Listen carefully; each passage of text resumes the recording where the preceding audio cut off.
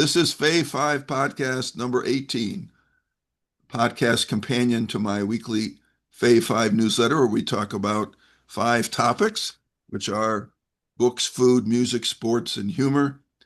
The podcast is where I interview friends and family members. We talk about their backgrounds, we talk about the Fave topics, and then we share some stories at the end. Today, I'm joined by my longtime friend, Janet Johnson. Janet, welcome to the podcast. Thanks for having me. Janet and I go way back to 1975 when we were both working at the Biomedical Computer Lab at Washington University. And she and I were two of the younger employees, and so we became friends rather quickly. And then over time, we ended up working together at several more places. After we both left Washington U, Janet came and worked with me at St. Louis University Med School and later at Digital Equipment Corporation, where we both worked for quite a long time. So we have a lot of professional background, but also we've been friends, and Janet is the godmother to our son, Roger. So Janet, let's start out by talking a bit about your background. When and where were you born? Was born in St. Louis, Missouri in December of 1951. And what is your ancestry? My ancestry is cloudy, I'd say. Like most people, most people from the US, it's a little unclear where I came from. In fact, Johnson isn't really the name that my family had in the old country. I don't think Garfield is the name you had in the old country either. It's not. Do you know what your name was? No, it varies. Some people say it was Meridius, other people say it was Mardot. So I don't know They what it just was. gave you a commonly used name. That's how Johnson. I think that they got tired of people butchering their name, and then Okay. they came up with Okay. Johnson. And where have you lived? Most of my life I've lived in St. Louis. I was born here. I live here now, and had a couple of breaks. When I was 10, my family moved to Green Bay, Wisconsin, and we spent about 2 years there until my mother said, it's too cold here. I'm taking the kids and going home. You can come or not. So the whole family moved back to St. Louis. And then went the other 2 times were when I was an undergraduate. I went to Indiana, and I was there for about 2 years, and graduate school in Wisconsin, this time Madison, about 2 years. So But you've I'm a lived in St. Texas Louis girl. most of your life. Have you enjoyed staying in St. Louis? I have. I think about other places I would like to live, and mostly it was family that kept me in St. Louis. And now the last of my family has, like my original family has died. Even all the cousins that I had in town have died. All my cousins that I'm close with are out of town. I've thought about moving, mostly for the weather. Because it's too hot in the summer? Well, it's too unpredictable. Okay. I mean, we get sometimes hot summers. We've got pretty temperate summers lately. But in the wintertime is when it's bad because it doesn't always snow in the wintertime. So St. Louis area does not prepare for snow. So when it does snow, it's miserable. When it snowed in Madison, they knew what to do. They had trucks, they had snow melt. It was never that hard to get around. Here, it's a mess. So it's just the unpredictability. What did your parents do? My dad went to University of Missouri Journalism School, but he ended up working in radio and television. And he didn't work directly on the broadcasting side. He wasn't a personality or anything. He was on the advertising side. So he was what they call an ad salesman, a time spot salesman. He sold time on the radio and television. And this always caused a problem for me growing up because, they would ask in school, what does your daddy do? And I'd say, well, my daddy's a salesman. Well, what does he sell? Well, he sells time. Oh, that can't be true. No one can sell time. You must be mistaken. No, he sells time. He sells 30-second spots and he sells 60 minutes, second spots and sells time. So that's what he did, either on the radio side, on the station side, or on the advertiser side. Either way, his whole career. Did he work for an agency? He worked for an agency. He worked for Gardner for a while. Hmm. That was a big agency in St. Louis. And he worked also for a while for KPLR. Do you remember Channel 11? Yes. And in fact, his big claim to fame, he was on Wrestling at the Chase. The Coupler brothers used to press the employees into attending Wrestling at the Chase. Oh, My dad did not like wrestling, so it was his turn to go to wrestling, and he was at wrestling, and they were scanning around at the audience in the wrestling, and here's my dad, and they said, "Ah, another happy Coupler employee." So yeah. did he ever have any dealings with Captain 11? Oh, yeah, he got us on, not Captain 11. He got us on Cookie and the Captain, which I Cookie think and the was Captain. CBS. Yeah. Yeah, he got us on when we were kids. That was exciting. What did your mom do? My mom was a housewife. She raised us, and she didn't work outside the home until she was in her 60s. When my dad retired, she said she didn't want to be home with him all the time. So she got a job at the bookstore at Logan College. And she worked there about 10 years until she couldn't hear people talking to her. And then she retired. When you were in school, what did you like to do? I was a very bookish person. I like to read. I always prefer to read as opposed to listen to people lecture or talk. And so I would take books with me to school and read while I was supposedly being taught something, which means there are little gaps in my education. But I was studious. I liked reading. I liked math to a point. I liked history. But I was kind of a quiet new kid because even though I stayed in St. Louis most of the time, I went to 4 different grade schools. So I was always seeming to be the new kid. So I was like, kept my head down. Now, how did you come to be at 4 different grade schools? My father had this idea that the next place was going to be the right place for us to live. So when I was 2, we moved from the city of St. Louis, from Skinker to Bolivar area to Delwood. And then 2 years later, no, 6 years later, we moved to Florissant, then to Madison, Wisconsin, back from Madison to Normandy.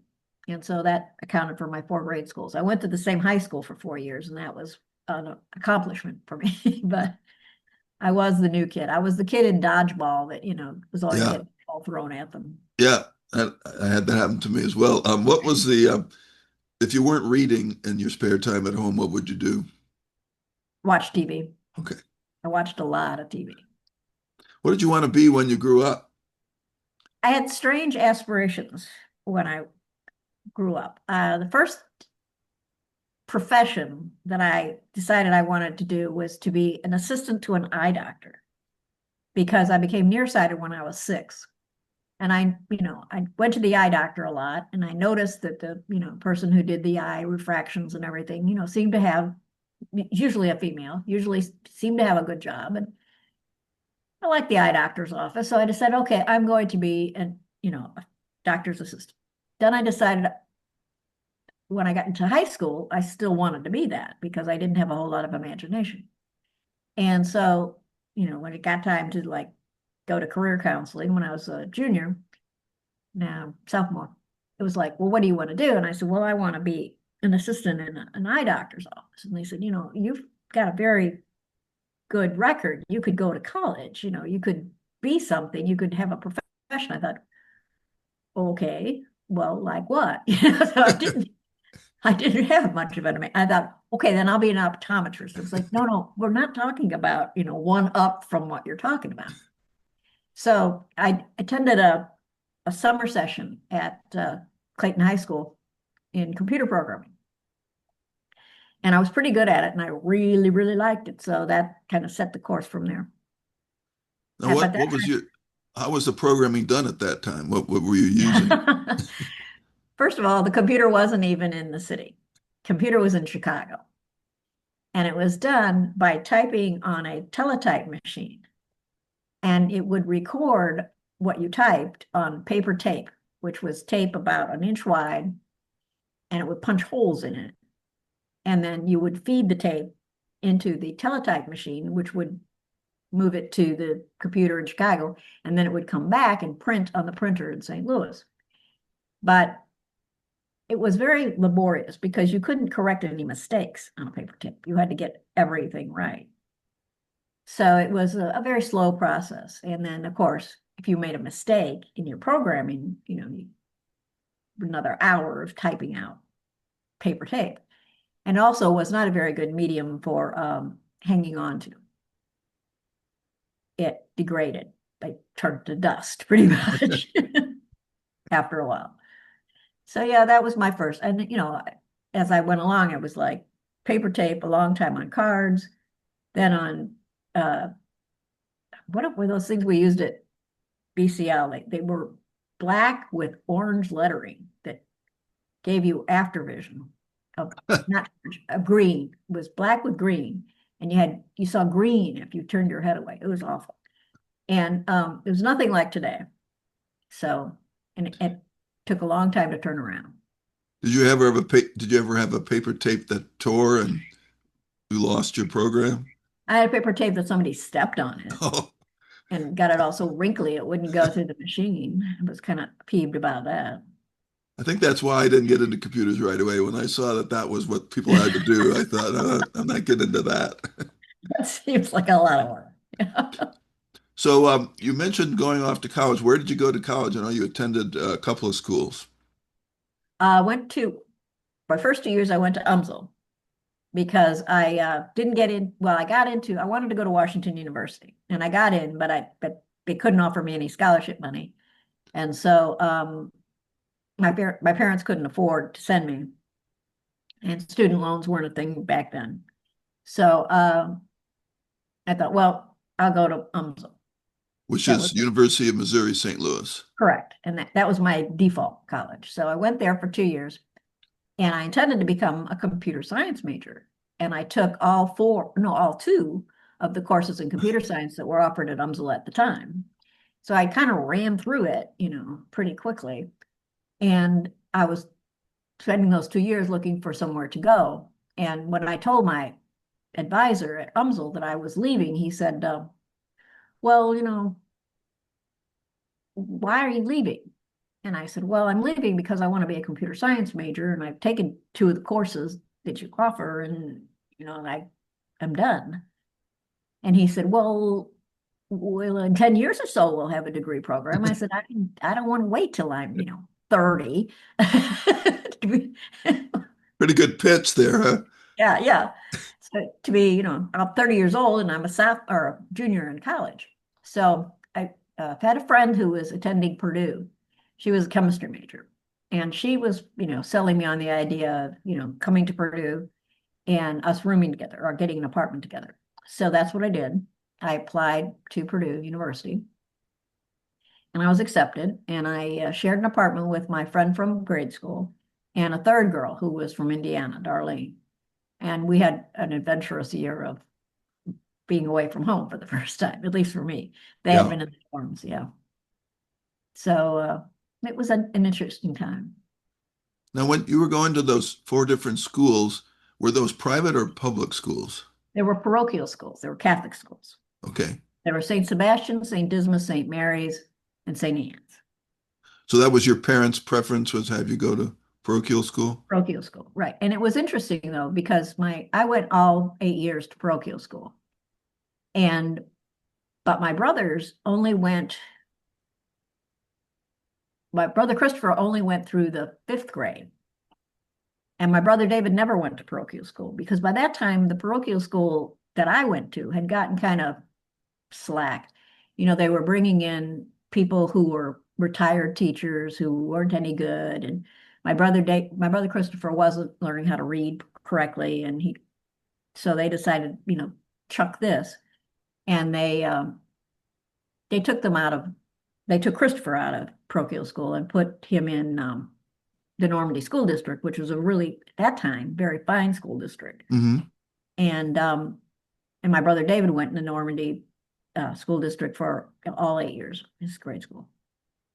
And you went to which high school? I went to Incarnate Word Academy. And that was right up the street from the University of Missouri St. Louis. It was about a mile and a half from my house. And I really attribute a lot of, I guess, my personality and the way I think and interact with people to my experience in Incarnate Word because it was a small school. And if I'd have gone to Normandy High School, I think I would have been lost up in a huge school. And in a smaller school, I did really well and I developed and I wasn't the new kid. And I had friends and, I was in drama club and, I had a good high school experience. So you majored in computer science when you got to Purdue? I did. I did all of since I knew I was going to transfer, I chucked all of my other things, my social sciences, my humanities, my history, my foreign language, pushed them all into my UMSL experience. So by the time I got to Purdue, I had my major degree courses to take and some more science And because what at was Purdue, it like going to Purdue after the first 2 years at UMSL? it was very challenging uh, because the the coursework, obviously, after the two first introductory courses in computer science, got a lot more rigorous. And Purdue had a very mathematical engineering bent. You had to take um, numerical analysis, you had to take pre-engineering courses, you had to take a lot of math courses. And there wasn't a lot of what, I would call direct computer stuff to do, which at the time I kind of resented because, I wanted to learn different programming languages. And so, but all the programming languages I took when I was at Purdue were obsolete like 3 years after I graduated. So I'm probably just as well that I took all that engineering and math because that stood me in good stead later. Now, after you graduated, you then worked for a while and then eventually went back to grad school, correct? Correct. Now, how to tell us about that? Well, my last semester in undergraduate school, I took a course in AI. Well, I took a course that AI was a component of it. And I decided that I was really excited about artificial intelligence and I really wanted to pursue it. So I went went to work, saved my money. I was very fortunate in that I was going to school during the mid 70s when the interest rates on CDs, not CDs, but treasury bills was about 12%. So every every dollar I saved just multiplied. I mean, Yeah. other people were suffering, but I did very well at 70s. So because I was sucking my money away. So after I'd saved enough money, I went to graduate school, went to the University of Wisconsin. I applied 4 places. I won't tell you the places that didn't accept me, but I was accepted at the University of Michigan and the University of Wisconsin. And I often wonder what it would be like if I'd gone to Ann Arbor instead of Madison. But, that was then, this is now. I went to Madison because they offered me a teaching assistant. And I found out probably by the Christmas of my first year in graduate school that I hated academic life, just hated it. I didn't like the politics. I didn't like the people. I didn't like the pretension. I didn't like any of it. And I kind of looked around and I noticed that it took a long time to get a graduate degree because you had to take all this other extraneous stuff like foreign languages and, I had enough French to get by, but I needed two foreign languages. So I was going to take Russian and then finally I was like, I don't want to do this anyway. What am I going to do after I graduate with AI? I'm going to go back to work. So I worked it out. I'm very good at working out schedules. I worked out my schedule so that I could get a master's degree. So I come home with something. Yeah. And I did, but I didn't leave. People said, well, you went to left town to get a master's degree. I said, no, I left town to get a PhD. I came back with a master's degree. That was just the way it worked out. Had But you gotten the PhD, what were you planning to do with that? Were you planning to try to be an academic or not? I was planning to go to California. and and joined the Palo Alto, Institute, whatever it was, Yeah. and did AI.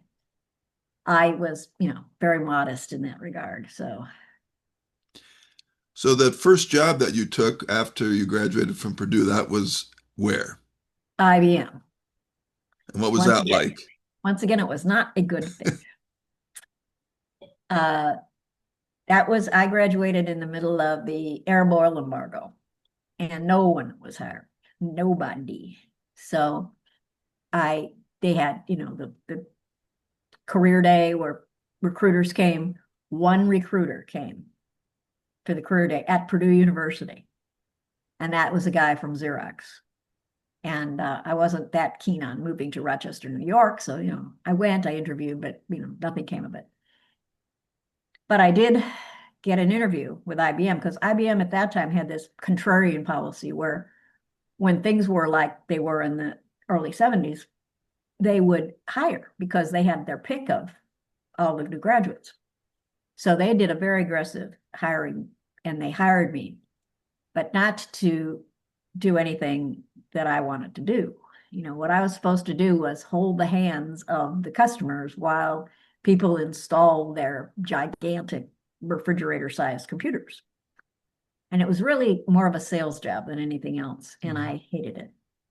And I, immediately started trying to find another job. So I started in July with IBM. And by February, I had landed a job at Washington University at BCL at Biomedical Computer Lab. And that's when you and I met. Was the IBM job in St. Louis? Yeah, it was in St. Louis. Okay. It was what was called a field job. I'm sure that people who had like corporate experience with IBM might have had some programming experience or systems analysis experience. But at St. Louis or Chicago or any place like that, it was a field job. So when you came to WashU, what was the job you were hired to do at first? The first job I was hired to do was to take over the programming of the EKG monitoring system that was written by my then boss, Lou Thomas, Dr. Lewis Thomas, and was being maintained by Tony Valentine, who I think he wanted to leave BCL. So he taught me how to use it and how to, use the programming device we had uh, to maintain it. And I maintained it. And my big claim to fame was it was a interrupt driven program. There was an interrupt every 240 times a second. It would more or less reset. So um, they got a new clock. And so instead of 240, it was 480 times a second, which is supposed to give you higher resolution on these EKG images. And so my job was to pretty much like make sure that everything was supposed to execute in that little time frame, could execute in half that little time frame. So that was my job, my original job. And what computer was that on? That was on a homegrown computer, Biomedical Computer Lab developed, called the PC, but not for personal computer, for programmable console. And it had two ways of working. One was by flipping the switches on the front of the machine, and another by being fed by a secondary machine. So it was difficult. Yep, yep. We, They we finally lived got through. an operating system, so that was a big improvement. So you had a long career working in the computer industry. What are some of the highlights of what the things that you remember from those years of working in the various places? Um, I mostly worked in healthcare. I worked at one, two, three different medical schools, two startups. One was library related and one was medically related. And then two big companies, Digital Equipment Corporation and Centene Corporation. And I guess one of the highlights was when the first startup I worked at was DRA. digital research associates and data research associates. And they were a company that made library automation software. And I was supposed to be the programmer. There was somebody else doing the design and the specifications. Well, she quit. So, it was like a star is born. You're on, you're the programmer now. So my claim to fame there was I wrote the kind of the anchor program, which was the circulation program. And our biggest customer was the Cleveland Public Library. And when I left DRA, uh, the head of the Cleveland Public Library, who was not a woman known for her warmth, took one of my hands in both of hers and said, Janet, I don't know what we'll do without you. So I thought, well, that made me feel pretty That's pretty warm. good. Yeah. My sister worked at the Cleveland Public Library for most of her career. Well, yeah, you can ask her about how I forget her name was. I can remember her talking about DRA and who was the head of it? Oh, Mike Mellinger. Mike Mellinger, yes. He was crazy. I mean, this man would do things for spite that that damaged his company. And it's the reason we didn't get the contract for the St. Louis County Library. So So that now was when you worked at Digital, where we worked together for a long time, what were some of the things you remember the best from that stretch? the one thing I remember that really stood out for me in that stretch was that I was what they called at Centene an individual contributor. I was non-management. And I was encouraged by you and a couple other people, you should really put in for a manager job. You could do this. I thought, no, I don't want to. I wouldn't be any good at it. I don't like it. I don't want to. Well, finally, I had enough bad managers in a row that I decided, well, I can do this. So I put in for a manager job and I got it. And I was reporting to you. And turned out I did pretty well in management. I think that most of my success came from the fact that I have a fair amount of flexibility. So I can roll with the punches. If you want a situation where everything is the same and you can count on this being the same, quarter after quarter, well, that's fine. But that was not the situation at Digital at the time. First day that I was a manager, I remember clearly, was the day that they announced they were going to have layoffs for the first time in the company's history. And I thought, oh, great. I came in at just the right time. I get to fire people. So, yeah, it turned out that I had something of a gift for management. And I attribute that to having some bad managers and some good managers. So I took from the good managers and I Yeah. tried to avoid the bad management stuff. And I told the people that work for me, I said, look, if I've got any information and I'm allowed to share it with you, I'll share it with you. If I'm told do not share it, I won't. But I'm not gonna, hoard information and, keep things from you. And so, if something was going on, I told people something was going on. If people asked me a question, I gave them a straight answer. They like that. And I also said, it's not going to be fun. It's, we're going to have to change how we're doing things. You're going to have to make money for the company or you're going to get laid off. So I was very straight. I didn't sugarcoat things. I shared information with people and they seemed to really respond to that. So I did pretty well. And that surprised me because I didn't think I would. So after working for Digital for a long time, you then left, and where did you go next? Next, I went back to Washington University. That was Okay. always my fallback. So I went to work as a programming or software development manager at Washington University Department of Pediatrics. And there, I had the challenge of moving everybody in the Department of Pediatrics off of a terminal mini computer environment, which was a digital environment, to a PC server environment. And that took about 2 years. And after that was done, it was very boring. So I started looking for something else. And that's when I went to work for a electronic medical record startup. That was my second startup. And then you finished up your career at Centene, is that right? That's correct. And how long were you there? I was there more than any other place. I was there 13 years. Okay. So I assume you liked it there? Yes, I did. I I got paid more than money than I ever dreamed of getting paid. Much more than I got paid at, medical schools and startups. And for the most part, I got treated fairly. I would say I liked working there. I liked the people that I worked with. I thought the company had some very strange management ideas and was very, very top heavy. I mean, we had like directors, reporting to vice presidents, who reported to regional vice presidents.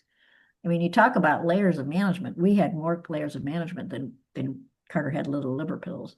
But, my oh, and there again, people were saying, well, you have experience in management. You should be a manager. And I thought, not here. I'm not. Uh-uh. Thank you very much. So I was a software developer for my entire time there, and I liked it. The work was interesting. I had a theory about working, which is like find something that needs to be done that isn't getting done, do it, be the only one who does it, and then they can't get rid of you. So that worked out for you, that That approach? worked out. Okay, Yeah, I found good. something that wasn't getting done, and from there, I was the only person doing it. And then by the time I left, there were 14 of us doing it, so it Okay. worked So out. outside of work, what are some of your hobbies or interests? And my hobbies and interests, I tell people, are mostly indoors. I have, a lot of respiratory allergies. So I don't do well outside. I think that Woody Allen had a quote that said, I am two with nature. So that's me. I like to watch movies, especially old classic movies. I watch a lot of TCM. It's got all the old classics on it, no commercials. I read TCM books. I read about classic movies. I really, really like them. And also like to read nonfiction, some fiction, but I'm pretty picky about that. And I have domestic hobbies like cooking and sewing. And now I've got a jag of hand embroidery. So those are the things I do. Now you've been sewing for a long time, right? Hasn't that been a hobby of yours? Well, it was a necessity. My mom sent me to sewing school when I was 13 because I was 13 years old and I wore a size 6 child's clothing. And I was at 13, I did not want to wear child size 6 clothing. So she said, well, you're gonna have to learn to make it then. So yeah, when I was 13. So I realize now that 60 years I've been sewing and on and off. Wow. Well, speaking of your size, that reminded me of a story that I think you told about being back at some digital office back in Massachusetts where you had to get into some area that was locked up, but you were able to like squeeze through. Is that right? Am I remembering that right? Oh yeah. That we were doing a benchmark and we were supposed to be in this computer room. There was supposed to be somebody to let us in. It was a locked door. And I got there with the guy I was working with, and the door was locked and there was nobody around. It was in the middle of the night. That's the only time you could do benchmarks or have the computer all to yourself. So we looked around, and we found this mailbox situation where it was a mailbox. I'd say it was about 18 inches by 18 inches. And so you could put packages in it and you could open both ends of the doors. And I said, I'll bet you I could squeeze through there. And the guy was with it, oh, I don't think so. I said, well, I'm gonna have to push all this mail on the ground, but I'll bet you I can. So I did. I squished, maneuvered, and plopped myself on the floor on the other side, went around, opened the door, away we went. And then the janitor came by and said, who let you in? And we said, nobody. We screwed the mailbox. That's the only time that ever happened. I think it was the only time it ever happened. I was the only person small like that who ever desired to get into the computer room, I think. It was bad when I was in high school though, because I was game for getting locked in the locker, because I fit. All right, we're going to go to the five topics. Now, you already mentioned that you like to read. Tell us about some of the things you like to read. I like to read nonfiction, but I have like particular authors I think are uh, really good. One of them is like Michael Lewis, who writes about finance Hmm. and money mostly, Yep. and he writes about his family. Um, and Malcolm Gladwell and Daniel Kahneman, I'm sorry. And there's one more, Bill Bryson. I like Bill Bryson books. Hmm. And so they don't write enough books, as far as I'm concerned. I'm always looking for it. And I have a author that I share with your wife, Barb, Eric Larson, Yep. who, who writes books that are kind of historical fiction. They play off uh, an event and a phenomena. So, like his first book was, excuse me, The Devil in the White City, and it was about the Chicago World's Fair and also the serial killer that was loose in Chicago at the time of the World's Fair. And there was another book about not telegraphy, the telegraph, and the first transoceanic telegraph, which helped to capture a guy who had killed his wife and buried her in the garden or in the cellar, and then sailed for America. And he was recognized on board ship, and the ship's captain was able to telegraph ahead. I think this is the guy. So it's that kind of stuff. They're true stories, but they're written kind of in a Yeah. semi-fictional. Right. I mentioned like to watch TCM, but are there any TV shows that you like to watch? I pretty much watch reruns of old TV shows. Okay, what are some of those? I like to watch MASH. I think I know every MASH episode. I can tell you what's going to happen from the opening dialogue. And then I like to watch, silly shows like Matlock and Murder, She Wrote, Perry Mason, see if I can guess who did it. But otherwise, mm-mm. Okay. Is there a favorite movie from all those classics that you watch? Uh, there's movies I'll watch over and over again. Okay. From the classic era, I can think one of my favorite movies is Now Voyage. Hmm. Excuse me, Now Voyager, which is a Betty Davis movie, Yeah. where she's the ugly duckling who, becomes, you know, beautiful, becomes Betty Davis essentially, Yeah. and falls in love with a married man. And then my favorite contemporary movie is a movie I've seen only one time, and I don't ever want to see it again because I want to remember the experience of having seen it the one time. When I was 16, I saw The Graduate, and I just was crazy about it. I loved it. I think if I saw it today, I would be, Oh, yeah, you're right. It was but really something for the time, wasn't it, at it the was time it something for came the in? time and for the age too. When Yeah. you're 16, you have Yeah. more identification Yeah. than when you're, in your 70s. But yeah, that's one movie I've seen once and will never see again, but it's one of my favorites. Okay. All right. Well, what do you like to eat? I'm not a big eater. I think you know that from having eaten lunch with me. I will Yes. tell a story about eating lunch. We used to go out together, you and I, and among the other people were Mark Mitra and Steve Israel. And there were other people. Mary Baxendale was there, and there was a group of us that went out to eat. And I never finished my food. Um, and Mitra and Israel were like, "You gonna finish that?" No. And so they'd eat it. Well, that was okay until they got to telling me what to order so that they could have what they wanted or twice what they wanted or something. I don't know. But yeah, I said, no, I draw the line there. I'll order what I want. You can finish it if I don't. But yeah, I don't eat much. And but I do like Japanese food very much. And I like it, strangely enough, I I like my own cooking.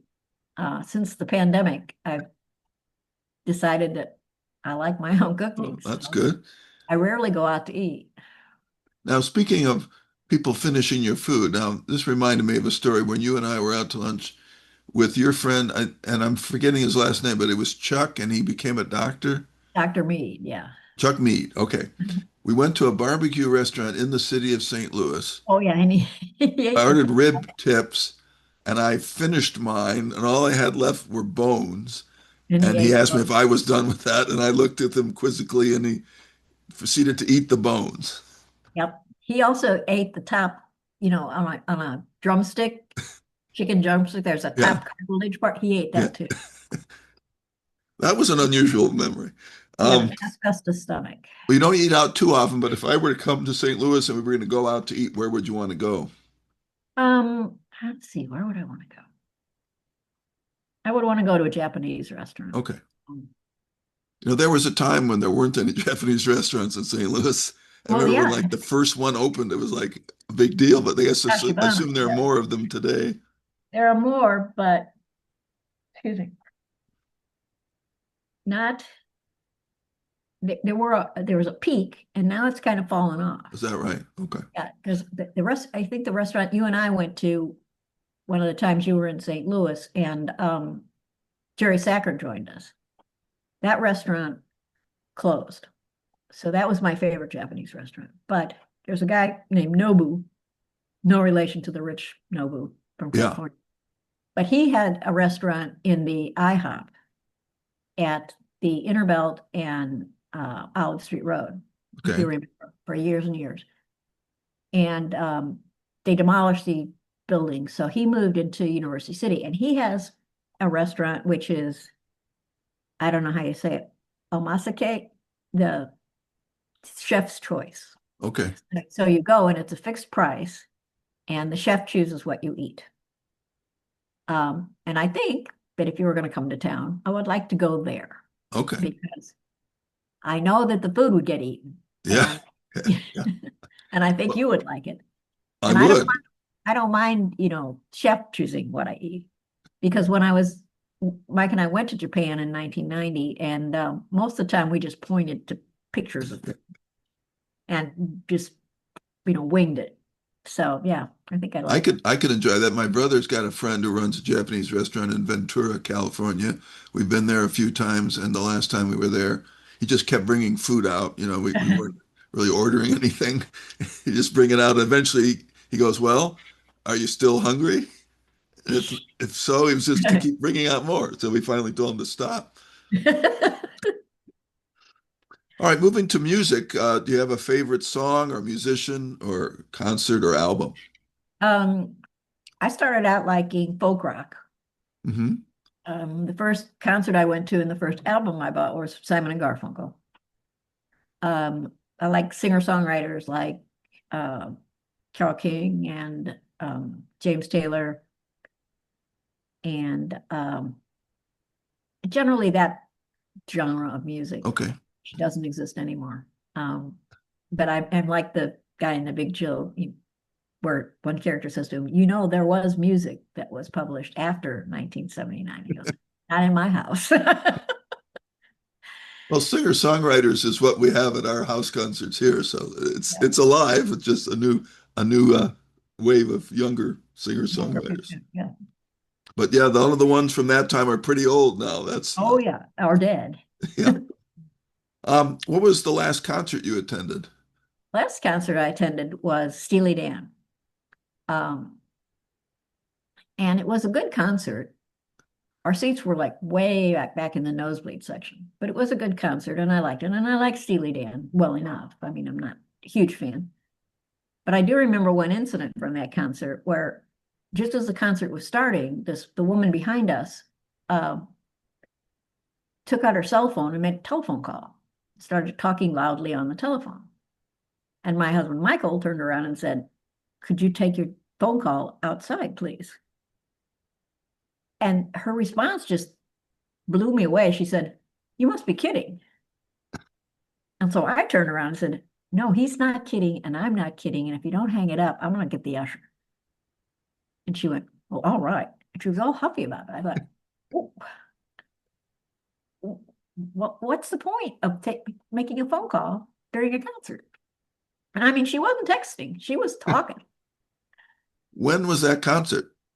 Oh, golly, long time ago. So it was the original Steely Dan. The two guys Oh, were yeah, both, yeah. The two guys. I don't know about the other, but yeah. Fagan and the other guy, there was Walter that. Becker and Donald Fagen. Yeah. Yeah, they were both there. And where was the concert?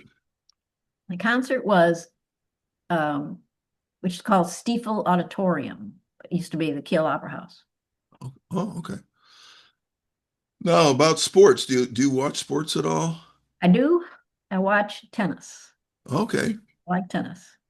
Um, when I was teenager, I thought I wanted to play tennis, and I took some lessons. And then I started dating this guy who was a really good tennis player, and he tried to teach me. But at that time, the rackets were wooden and they were very heavy, and I had very weak wrists, and so my wrist would just droop. And he'd say, "Lift the racket," and I'd lift the racket, and it would stay up for a little bit and then droop.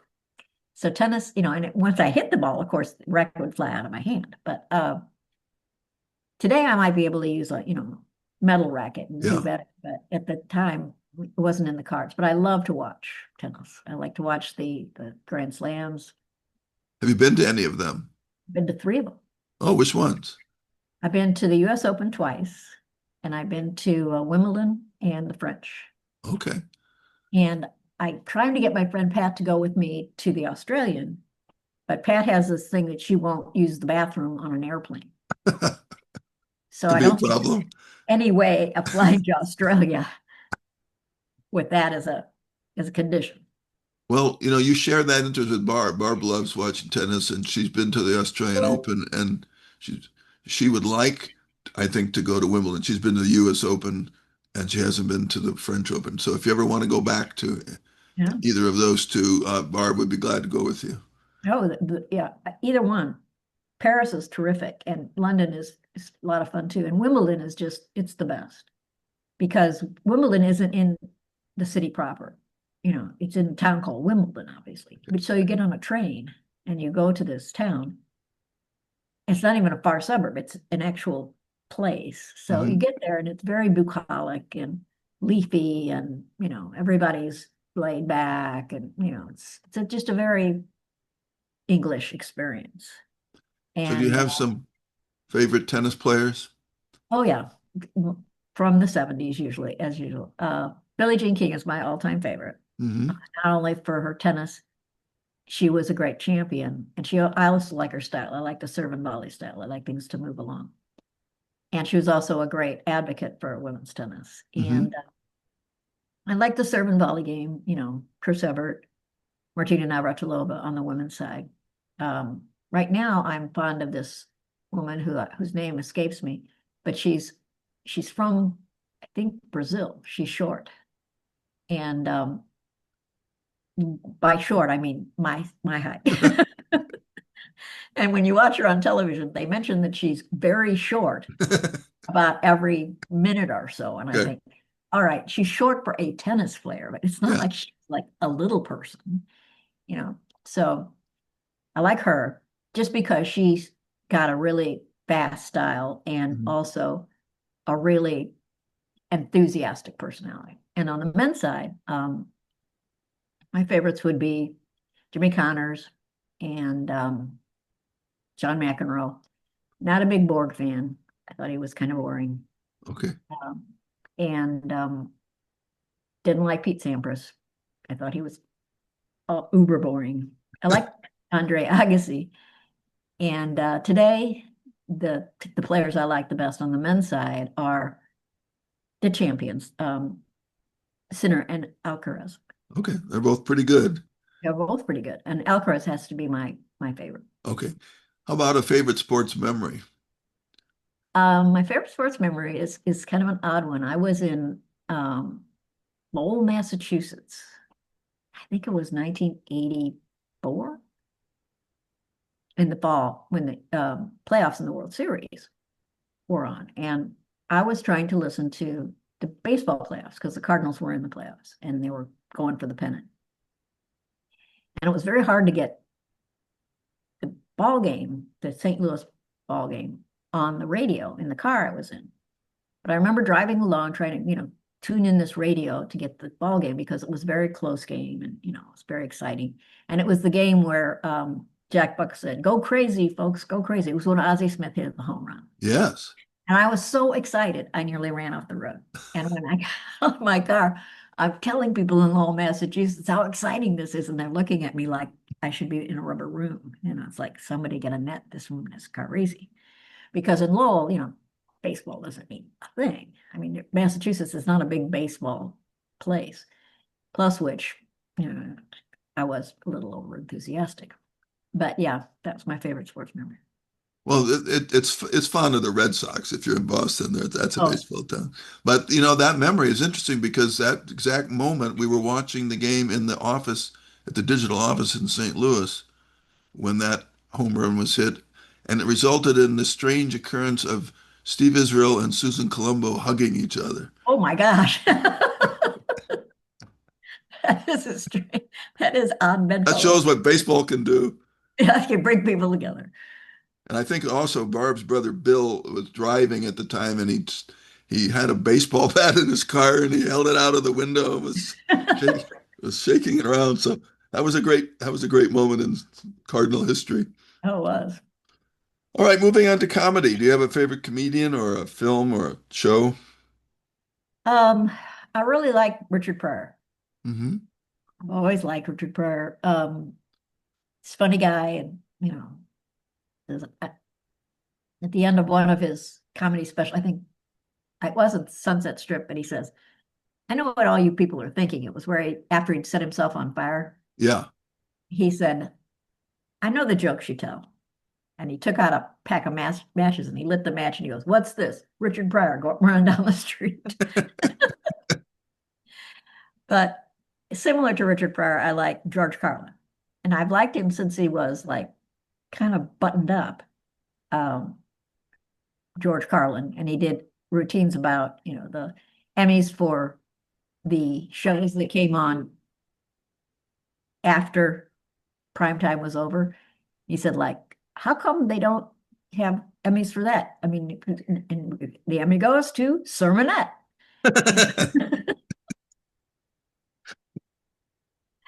He said, but I think the Star Spangled Banner would always win. So, but he did routines like that. And then he did gradually more drug Yeah. related, Yeah. you know, and politically related stuff. But I've always thought he was very, very funny. Yeah. And Woody Allen, I think he's funny.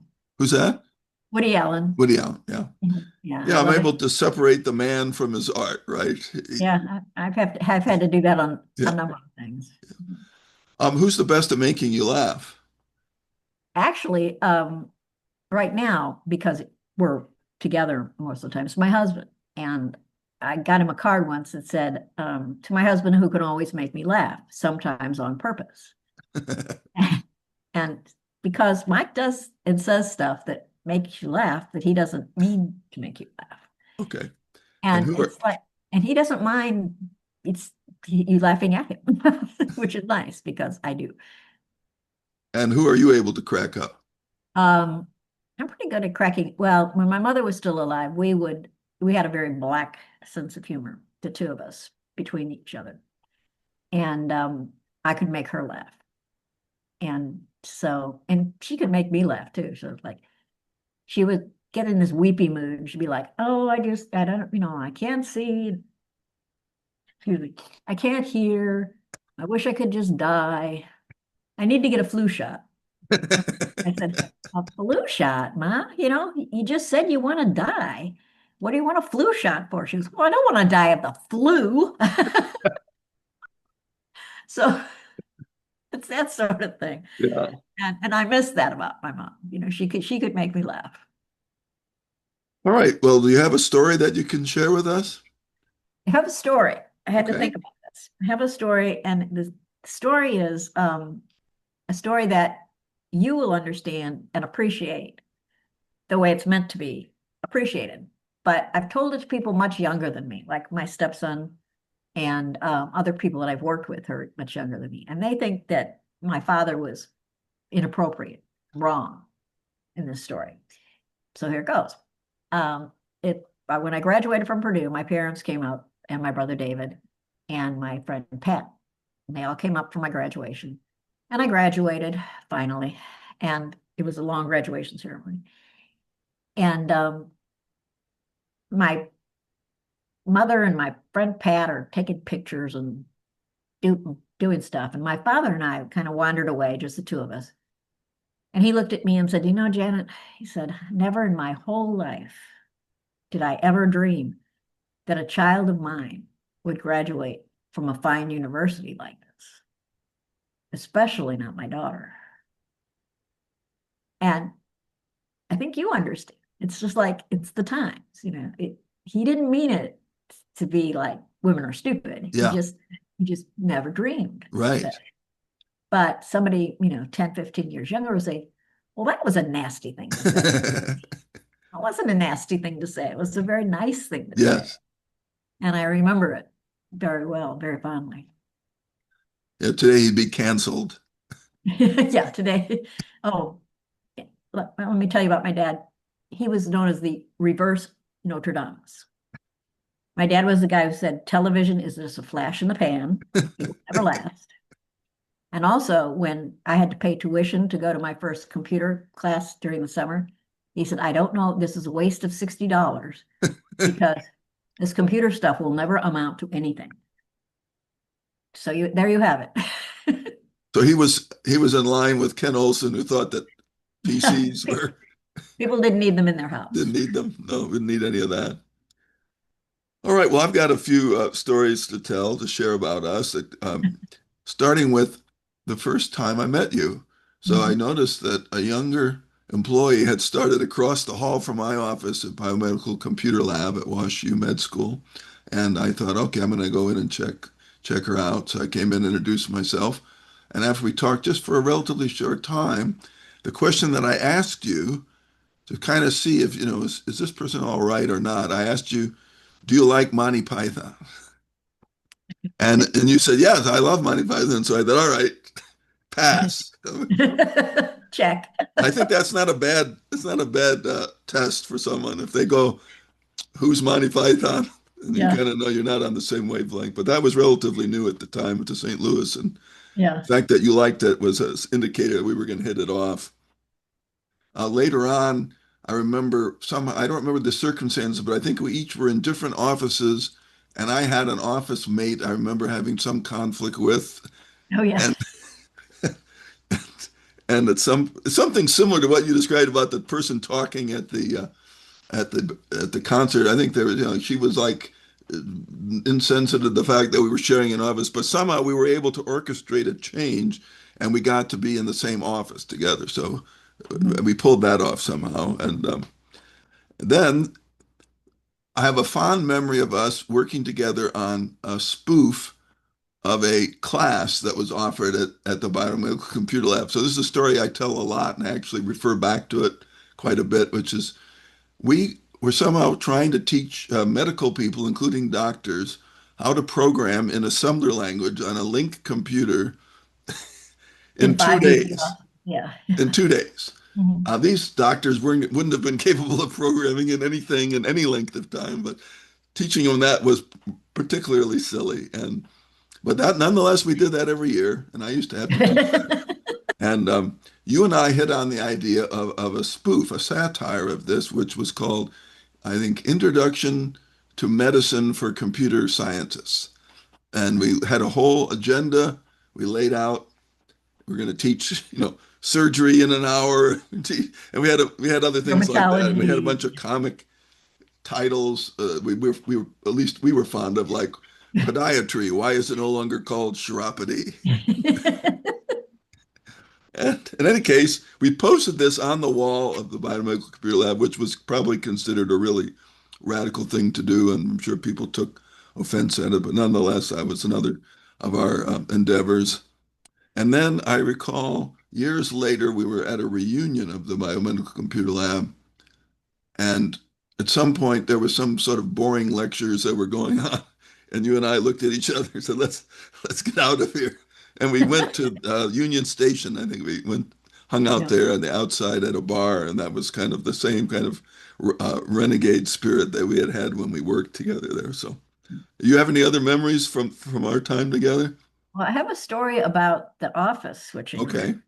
around. I recall that the reason that you wanted to leave was that, first of all, the guy that you were sharing the office with uh, played music all the time, and also took all of your stuff off the shelves, off the shared bookshelves, and put his stuff in the drawers, in the file drawers. So you come back into the office to find your stuff in a big heap. And this went on a couple of rounds before you went and complained. And this guy said I should have an office to myself because I have a PhD. So Virginia Bixson, you remember Virginia, got us Yeah. all together. And there was you and I and Gary Brandenburger and Budimir Zavlanik. And Budimir was known for his body odor and his terrible eating habits. And so it was like, okay, we got two offices and four people. Who's going to go where? And so we didn't say anything. And Virginia said, well, who's going to room with Budimir? So I looked at you and you looked at me and we looked at our laps and we waited and waited. And finally, Gary Brandenburger cracked and he went, I guess I will. Oh, hey, it's done. So Gary got stuck with Budimir and you and I ended up sharing an office.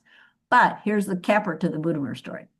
I was telling this story to the guy in my second startup, who's the guy I worked with. And I said, so there was this guy named Budimir Zavlanik. And he goes, wait a minute. This guy was 17 years younger than me. He said, wait a minute, you know Budimir Zavlanik? And I said, yeah. And he said, it's got to be the same guy. He said, bad body odor. And I said, hmm. And he says, eats like a pig. I said, mm-hmm. And he says, makes inappropriate comments. I said, I don't know about the inappropriate comments. He says, well, I guess you wouldn't. But yeah, I know. I worked with that guy.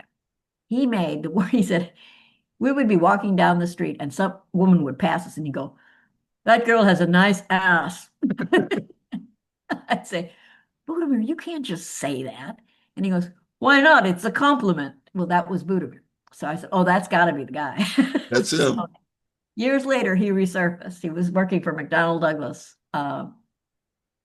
Aerospace at that time.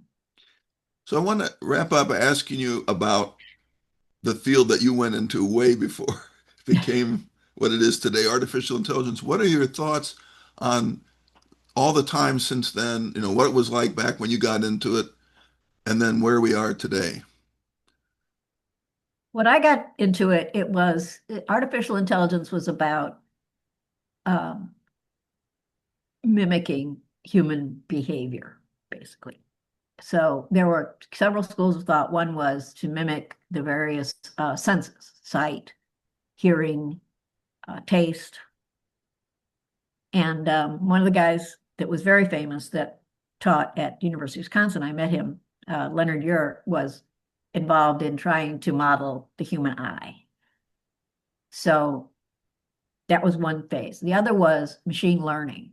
You know, if a machine is doing a task, you know, can it learn to do it better by doing it different ways? You know, how would you do machine learning? Diagnostics was another area that people went into. There was also at that time language, how to make computers speak, or not speak, but really form language. And that's the area that really has caught fire recently with the large language models. And there was the algorithms that were developed to reproduce language worked in the 70s, but there was never enough data to train them. And now with everybody, Google and everybody capturing everything, there's enough training material for these large language models to mimic language. And it works pretty well. You know, if you look up something in Google, there'll be an AI overview Right. and it'll what it basically does is what we did in college when we had a paper to write, which is like grab paragraphs from various books and put them all together, and there was your paper. That's what large language models do. They smooth it over a lot Mhm. better than we did in college. But large language models and search algorithms are not the be all and end all in AI. In AI, what you want is the general intelligence, you know, Right. how to make a decision, you know, what choice to make. That was my area of interest when I was in graduate school, was Hmm. making decisions under uncertainty. So it was a lot of playing of games. You know, if you're playing bad backgammon, you know, the roll, you don't know what's going to happen with the roll of the dice. So what is your strategy? And that sort of thing is still a hard nut to crack. I mean, you can write programs to play backgammon, Yeah, but you can't say, optimize the strategy based on the experience of playing backgammon. So I think we're due for a bust in the AI world. There was interest in the 70s. There was a bust. There was interest in the 80s. I was part of that, and it went bust. And it had some successes, but it was overhyped and it went bust. And I think it's going to go bust this time too. I mean, the idea that, we're all going to be, invalidated by computers is false. I mean, I think a lot of things, like a friend of mine was saying, radiologists could be outsourced because pattern recognition is something that AI does very well. And but still decision making, not so much. right, Reasoning, not so much. And then my interest was, decision making, having the machine make the right decision under uncertain circumstances. And it wasn't until much later that I read the book uh, that won the Nobel Prize for Economics that said that human beings don't make the right decisions. They don't make decisions based on the facts or the right, reasons or the right outcome. They make them on emotion and bias. right. So that puzzle piece fit into my idea of, AI. It's like, well, how do we give them, emotion and bias so they can make, human-like decisions? But yeah, it's a bit of a boomer bust thing. I think, yeah, AI is going to continue to improve as a technology, but I think this current wave of money spending and Yeah, right. investment is going to burst. Yeah, it's like the old internet bubble. It's just now it's It's the a AI bubble. bubble. I think there's a lot of potential there, but I think a lot of it is unrealized. The hype is all about kind of superficial use cases, and the effort it takes to actually use it effectively, most people don't want to exert. So Yeah. Yeah. so do you look at it nowadays and feel kind of a nostalgia for your time in AI? No, what I think is, like, if I had studied large language models in the 70s, I would be kicking myself Yeah, because now they've come to fruition. yeah. It wasn't my area. So no, it's like it comes, it goes. A lot of times we laugh about how, when Regis Lagler and I developed a football game on the computer, we realized people are going to be addicted to playing this, but we didn't have any way of commercializing it at the time. Right. So we could see it, but there was any way to capitalize on it. You had the vision, but We had the vision. You just couldn't lug an Artronix PC-12 around with you if you wanted to play. you could have made it out of macro modules. Right, right. All right. Anything else you want to add before we wrap up? No, no. I hope you edit out all my nose blowing and everything. So Well, thank you a lot for joining me, Janet. It was a pleasure reminiscing with you, and it's been great to be a friend for so long. And I appreciate you coming on with me today. okay, well, thanks.